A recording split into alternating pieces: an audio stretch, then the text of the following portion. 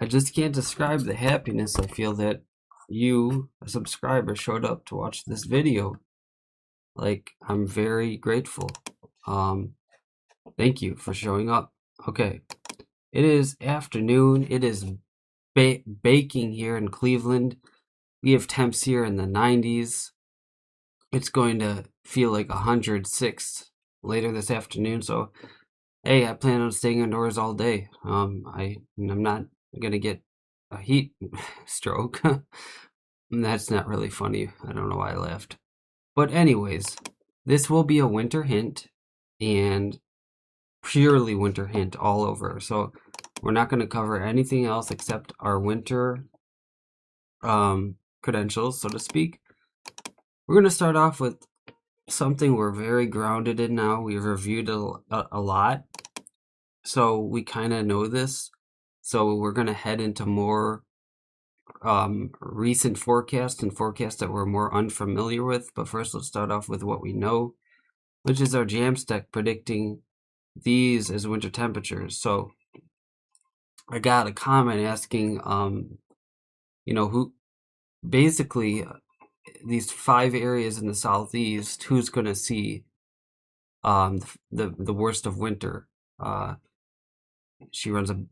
He or she runs a business where they needed to know. So, I went to the Jamstack for that because we've been looking at it for like a month now. And again, I gave you the reasons why this makes sense.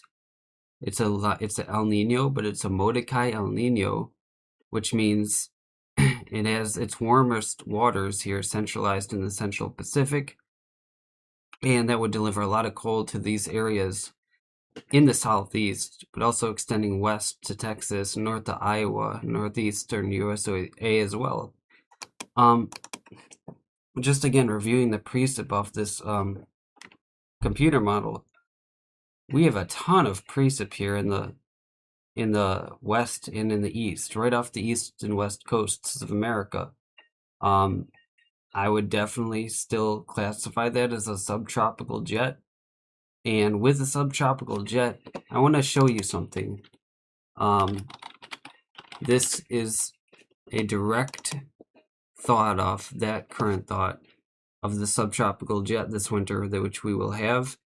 And that's, excuse me, sorry, that's a winter storm system we had in the winter. My favorite of all time for me personally was 2010, 2011, because I was alive and well then, and it was when I first got into weather. And we're going to take a look at a storm that occurred then.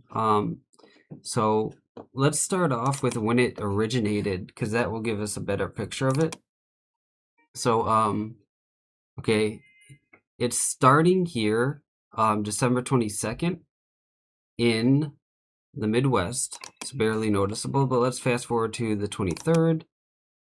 And again, it's still very unnoticeable.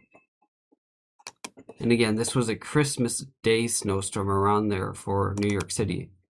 Then the 24th, let's fast forward a little bit longer. Okay, here's where the system really kicks in, because you can see it pulling a lot of cold air behind it. There's a lot of energy and dynamic vorticity with this because it's pulling a lot of cold air behind it. It has a very big structure of wind in the 500 millibar pattern. So let's kind of fast forward this and see what happens to this big guy. And we skipped one too far ahead. Let's do the 27th.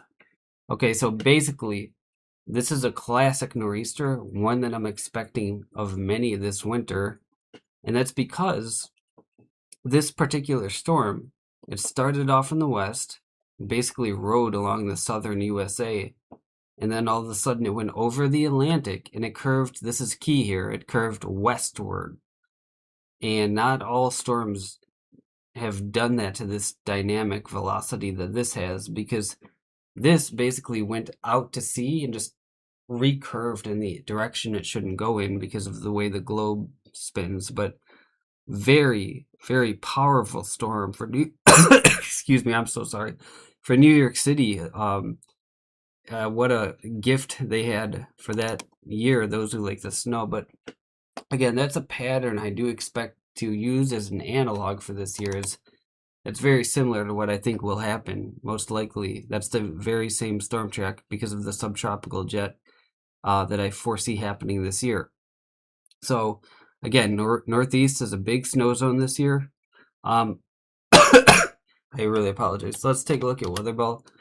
Now we're going to take a look at a little bit of, okay, what are the overall USA long-term temperature and precip conditions for this winter? And we're going to use the Canadian because, again, talking fresh models here, not the Jamstick.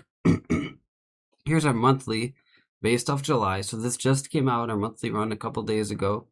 So we're going to kind of fast forward through summer, which is forecasting a colder summer. And then we're going to head out to December. Things get interesting. They start to get cold. January really amps up the cold. This is very cold. Scary setup, if you will. To me, at least, for the Midwest. A lot of snow in these areas I would foresee. And then February. I still think this is going to be your coldest month here in areas in the Great Lakes, Midwest, Northern Plains, and Northeast. Let's check out our precip, though, because it doesn't do good to get your cold without the precip if you like snow. So here's our monthly precip anomalies. Let's take it from the beginning. Again, December. I'm so sorry. I have something stuck in my throat, apparently. Anyways, December, very dry to the northern half of the USA. It's going to be cold, though, there. But the thing is, we're in an El Nino, which favors a subtropical jet, which gives a lot of moisture to the southern USA.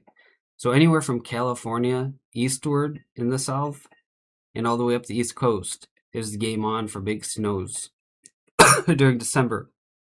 And I noticed this very right off the coast of the Northeast, a lot of precip. That's where I expect storms to really take a curvature into the USA. In fact, let's take a look at our pressure. If we can find our upper air heights, we want to do our 500 millibars for December. And I'm looking for a block here, right to the northern right-hand side of the screen.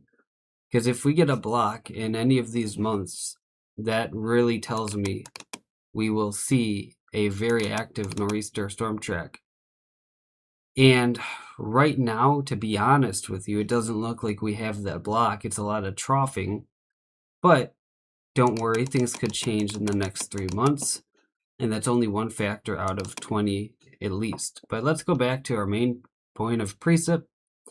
Here is November. Again, we covered December. Here's January. Again, a lot of precip in the south. Which again would amount to, I would say there's going to be snow in the south this year. A few big snow events this year because we have the cold. And when you get the cold and precip to mesh together, you're game in for a snowstorm. Taking a look at February. This is the most active month I see just with my own little eyes on the model.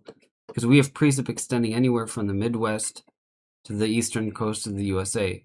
Now this looks like not so much a nor'easter storm track, but just a general, maybe panhandle low from Texas storm track, where you see storms coming in from the panhandle of Texas, which really originate from the southern Pacific Ocean, and then come and dumping a lot of snow in the Midwest, also the Great Lakes, and don't forget about the Southeast here. So yeah, that is your hint. Again, 3 main points we covered. I think it's going to be a nor'easter winter still.